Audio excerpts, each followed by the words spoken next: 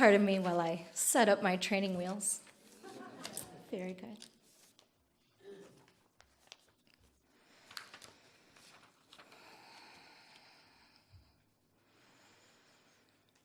So let me look at you first. You're a good-looking crew. Ooh, over there too. All right. Well, good morning, Center for Spiritual Living in the heart of Las Cruces. I love saying that. It's this big, beautiful name. I'm so grateful to be here with you, sharing this journey, and as Reverend Bonnie said, gaining experience for ministerial school and enjoying your precious community today. Our family has always felt very welcome here every time we visit from Albuquerque, so thank you, and happy Thanksgiving. Hope you had a good week. As you all know, the topic of the month here has been practicing sacred giving. Reverend Bonnie spoke about giving up fear so we can live in grace and give from the heart, stepping into that replenishing nature of giving. And of course, not giving to get, but giving fully and freely. And then Larry continued the month by deepening those ideas and using that great analogy of broadcasting on the WIIFM. I loved that, the what's in it for me frequency. That was so good. And last week, Reverend Donna spoke about taking the helm and making each day the best day possible as you drive your own life. So today I'd like to wrap up the month by bringing us back to the words sacred giving, to explore what that really means. What story are we telling about this world?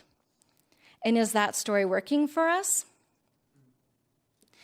When we tell the sacred story and start living in the sanctity of the moment, then there's a chance for genuine generosity of spirit.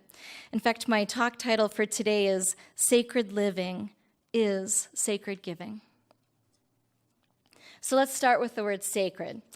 Google says that sacred means revered. Due to sanctity, it's generally the state of being perceived by religious individuals as associated with divinity and considered worthy of spiritual respect or devotion or inspiring awe and reverence among believers. I definitely had to look up sanctity just to make sure. The state or quality of being holy, sacred, or saintly. So we've got a good synonym there, as in godliness, blessedness, piousness, righteousness, virtue, purity.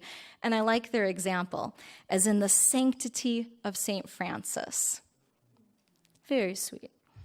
But I really like the second definition of sanctity that said of ultimate importance and inviolability, as in the sanctity of human life. That's very powerful stuff. So something sacred is inviolable, so I had to look that up for sure, which means never to be broken, infringed, or dishonored.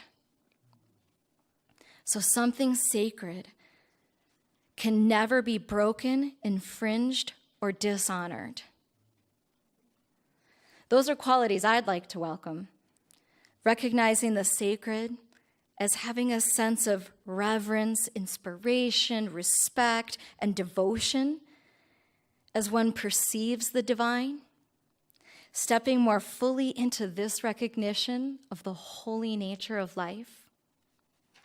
So for me, sacred means raising my awareness of the presence of the one loving source in the here and now, expressing as all things, all people, all places, no exceptions.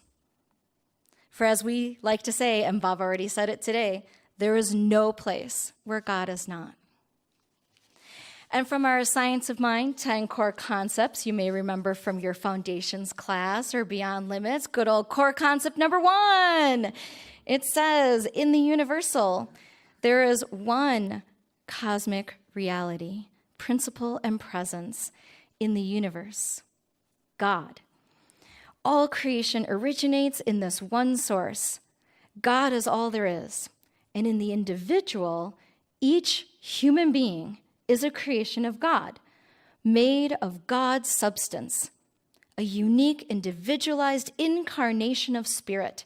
This incarnated spirit is my essence and the essence of every human being. So if God is all there is, then everything is sacred, worthy of love and respect. As Albert Einstein is so famously quoted as having said, there are only two ways to live your life, as though nothing is a miracle, or as though everything is a miracle. Akin to the kind of awe and reverence a miracle inspires, viewing all of life as sacred changes the story we're telling and the life we're experiencing. When I used to play piano for the choir at my Catholic church before my babies were born, I used to get so frustrated with our singers. If it wasn't Advent leading up to Christmas or Lent leading up to Easter, it just didn't matter much in their minds. In fact, the Catholic Church calls all the other times of the year ordinary time. In fact, last weekend was the last weekend in ordinary time because today is Christ the King, and then they start Advent. So, ordinary time, ho-hum. But I tried to get the choir to give up the idea of ordinary time. I wanted every Sunday to be sung like Resurrection Sunday, because that's what I wanted our music to do on a weekly basis for everyone who was singing along, to resurrect the soul, inspire deep faith, be just as powerful as the high holy days.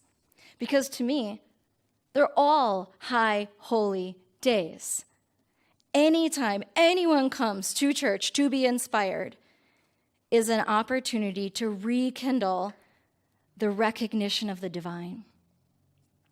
Whether through the talk, the music, the ritual, the love felt in the community, anything that helps us to recognize the divine is sacred in my book. Each person, each conversation, each song, each prayer, every hug and handshake, none of it is ordinary when we see God in it. What if life were an infinite series of these divine recognitions and inspirations and interactions, one after another, until we're truly living the underlying story that everything is sacred? It actually reminds me of one of my favorite poems from Hafiz. You've probably heard it, but it bears repeating. Now is the time to know that all you do is sacred. Now, why not consider a lasting truce with yourself and God? Now is the time to understand that all your ideas of right and wrong were just a child's training wheels to be laid aside when you can finally live with veracity and love. Hafiz is a divine envoy whom the beloved has written a holy message upon. My dear, please tell me, why do you still throw sticks at your heart and God? What is it in that sweet voice inside that incites you to fear? Now is the time for the world to know that every thought is sacred. This is the time for you to deeply compute the impossibility that there is anything but grace.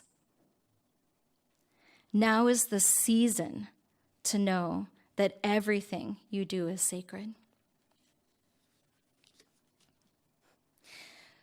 So what story are we telling with our lives? Is nothing sacred? Is everything ordinary? Or is sacred only on Sundays? Would we like to change our experience of this reality? Because what if everything is sacred? How would that outpicture our lives? Just take a moment to breathe in that idea. And in your mind's eye, see the faces of each person in your family. even the ones that may have been a little difficult at Thanksgiving dinner. Can you see it? Can you really see each person's sanctity around the dinner table? Can you feel it? How was your experience of this Thanksgiving week? A week of appreciation and family and feasting. Was it a sacred experience for you? Maybe. Maybe not if you were watching the Aggie game. I'm sorry, guys, finishing 3-9. Oh, but okay, we'll put that aside. Could have been sacred. Now picture your week yet to come. If you're operating on the everything is sacred storyline, might your words change a little bit to reflect reverence, sanctity? Might your decisions and actions be enhanced? What if your boss is a sacred expression of the one loving source? What if the clerk in the grocery store is sacred?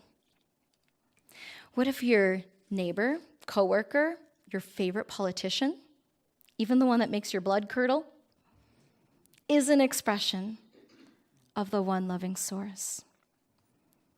What if making breakfast was a sacred act of devotion and the breakfast table was a holy site? What if going to Home Depot or taking a walk or paying the bills, what if none of it is ordinary? Would your experience of this life change if you truly remembered who and what you are? You are an envoy upon whose heart lies a message written by the divine.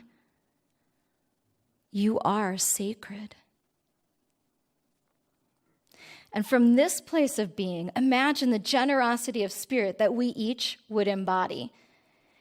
Inside the recognition of the divine, how could I be anything less than compassionate? Anything less than gentle? Anything less than joyful? Anything less than generous? This is when the grace that Reverend Bonnie spoke of gets to have its way and work what feels like miracles. Right now in the news, we've been hearing so many extraordinary stories of this kind of grace and generosity of spirit as the fires are raging in California. And maybe you saw this story on the Today Show about Dane Cummings, the garbage truck driver. Any of you see this? Oh, okay. I think there's tissues around. All right, here we go. He's a garbage truck driver. His usual route is near the Paradise Fire, and he decided to check on his route, knowing that he had many elderly customers. And he was right. He's driving on his route, and he sees a 93-year-old woman, Margaret Newsom. He's serviced her for 8 years now, and she's standing on her porch. She had had surgery. Her health care assistant left her that morning, and then Margaret began to realize that she needed to get out of there. But how? So out of sheer faith, somehow she packs up a few things and she steps out onto her porch, and there is Dane, her garbage man, with this big truck. And he says, "Margaret, you have to evacuate now." She says, "I know. I was waiting for someone just like you."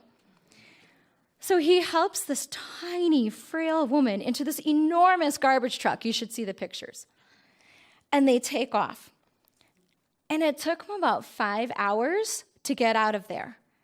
And during that time, Dana's thinking, I can't take this 93-year-old woman, this beautiful woman who just had surgery, I can't take her to an evacuation center.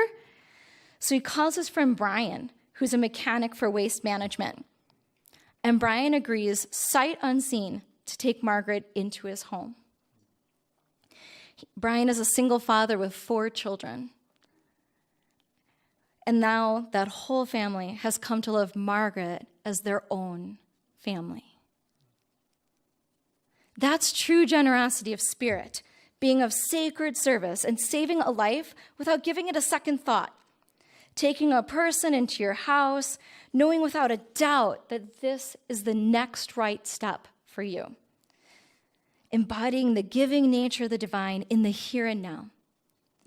In extraordinary circumstances like these terrible fires in California, we find more and more examples of extraordinary responses, of the average person rising to the occasion, of being God in action, because there was nothing less that that person could be in that moment, in that extraordinary context.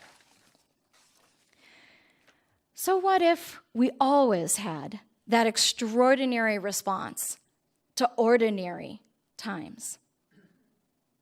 To tell that story, every moment is sacred. There are no ordinary times. We each have an extraordinary chance to embody that kind of sacred givingness of spirit every day. Not as a thing to do, but as a way of being.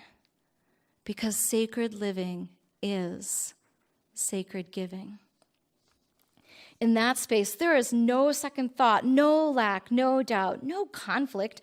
There's no story that this is my house and not yours, or I can't because we don't, and there's not enough, and that's not the way we do it. All of those limiting stories and social constructs just fall away. With the sacred story unfolding in our lives, we create space for divine recognition and inspiration, to welcome grace and the givingness of spirit to show up as us in that moment. And then we become this prayer that Ernest Holmes, the founder of religious science, wrote in one of my favorite books, This Thing Called You. Today I recognize the abundance of life. I give thanks that this good is flowing in an ever-increasing volume. I say to my mind, there is enough to go around. I do not withhold that good from myself or others, but proclaim that spiritual substance is forever flowing to each and to all as daily supply. And then our lives become a fertile field where nothing less could emerge but the awe-inspiring generosity and love of the divine in us, through us, as us, which yields far richer fruit than ever before, creating even more to go around. That is the fulfilling and self-perpetuating nature of generosity. And believe it or not, we used to sing a song about this in Girl Scouts. Okay, you ready? Humor me for a second. No judgment. Okay. Love is something if you give it away, give it away, give it away. Love is something if you give it away, then it comes right back to you. Oh, it's just like a magic penny. You hold on tight and you won't have any. Lend it, spend it, give it away, and it comes right back to you. Thank you, Girl Scouts. So what's another... Oh, sorry. What's another divine quality of God you would love to have more of? Just shout it out. Grace. Are you ready? You have to sing it with me this time. Grace is something if you give it away, give it away, give it away. Grace is something if you give it away, then it comes right back to you.